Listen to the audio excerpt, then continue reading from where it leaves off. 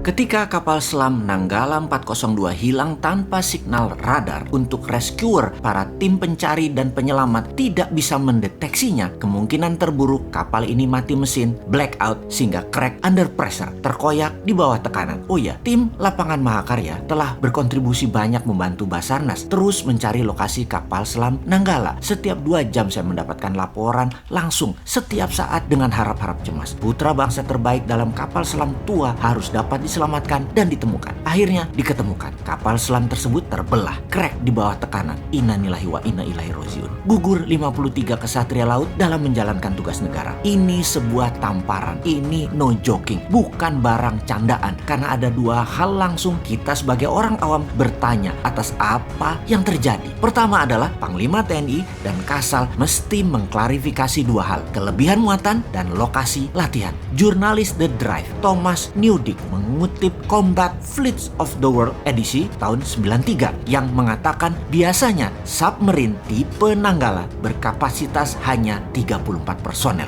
Kedua, Laut Utara Bali berkategori palung laut, kedalamannya hingga 700 sampai 1300 meter. Semakin ke timur, semakin dalam. Arus bawah lautnya deras dan kuat. Tempat latihan TNI AL dan kapal selam bukan di situ, tapi di perairan Situbondo, Banyuwangi sampai utara Singaraja. Submarine Nuclear Power Fleet Excalibur Royal Navy's Astute kelas yang sanggup beroperasi di bawah 300 meteran aja tidak berani ke sana. Kapal selam Rusia terbaru dengan tenaga nuklir Yesen class bisa melakukan safe depth di 450 meter dan tidak berani lebih dalam dari itu. Kok bisa-bisanya KRI Nanggala angkut 53 orang dan latihannya di zona berbahaya? Wahai Panglima dan Kasal, mohon dijawab ya, apa yang terjadi kemudian? Sistem pertahanan Indonesia jadi dikesankan terlemah di Asia Tenggara, bukan hanya omongan di warung kopi. Memang lemah, seakan dalam 7 tahun ini tidak mendapatkan porsi yang sepadan. Sepertinya loh ya, bahkan Menteri Pertahanan dipertanyakan status ke-TNI-annya, hingga kemampuan Panglima TNI di dalam strategi membangun kekuatan pertahanan juga dipertanyakan. Sahabat, untuk meringkas masalah kapal selam Nanggala 402, jangan jauh-jauh melihatnya seperti para pengirim berita hoaks yang mengatakan diserang drone bawah laut Tiongkok lah, diterpedo lah, ada kapal selam Perancis lah menyerang, ada perang laut akan terjadi, sabotase.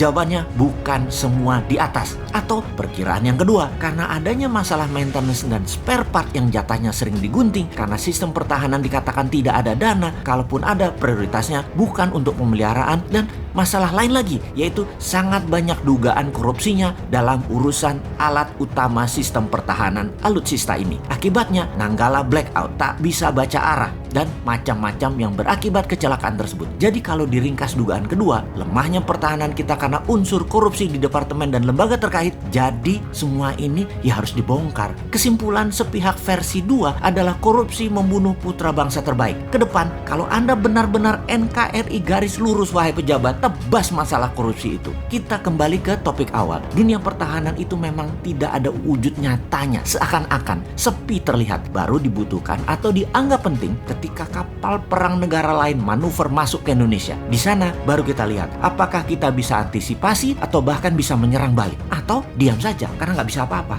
Misalnya Australia dari Port of Darwin mengirim jet tempurnya lewat Christmas Island menyerang Jakarta. Dalam 30 menit bisakah diintersep serangan tersebut? Malaysia dari Sarawak serang Balikpapan. Pangkalan mana yang bisa menghalangi serangan udara tersebut? Atau kota Medan diserang oleh Thailand. Pangkalan mana yang bisa menahannya? Jangan-jangan dalam waktu 2 jam setelah negara agresor berangkatkan pasukan tempurnya, kota yang ditarget tersebut rata tanah sebelum bisa diintersep oleh pasukan kita. Bayangkan, alat-alatnya tua semua, sisa-sisa orde baru pun masih ada. Maintenance perawatannya hanya gonta-ganti spare part yang selalu terlambat. Indonesia ini negara maritim, angkatan lautnya harusnya terkuat di dunia. Namun miris, pencurian hasil laut oleh negara lain masih terjadi di banyak laut di Indonesia. Puncaknya, kapal selam Nanggala 402 beserta kesatria lautnya gugur. Industrial military complex harusnya ada di Indonesia saat ini. Selain untuk secara fisik mengendalikan wilayah Indonesia, juga membuat efek gentar negara lain. Lalu sebagai syarat mutlak, semua harus diproduksi dalam negeri. Indonesia harus menambah kekuatan perang dan pertahanan, juga bentuk perang non-militer militer harus juga dikuatkan 10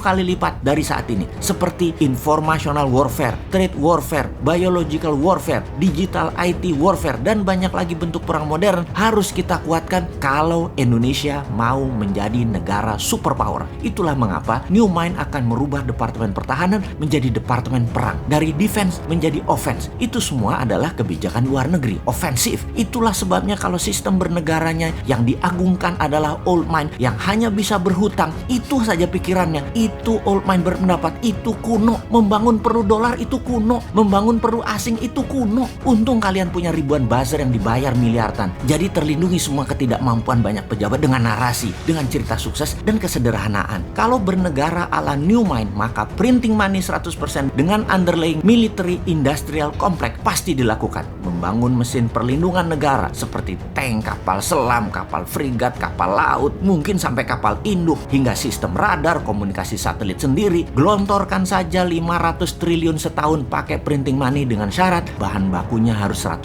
Indonesia. Dan bagi New Mind itu pasti akan dilakukan. Walau awalnya trial error, ya nggak apa-apa. Setahun 2 tahun pertama mungkin yang benar-benar jadi hanya 40%. Namun di tahun ke-10, bayangkan kekuatan Indonesia saat ini dan bayangkan apa yang terjadi di tahun 2045 nanti. Kalau New Mind mah mulai sekarang, kalau Old Mind mah nggak tahu.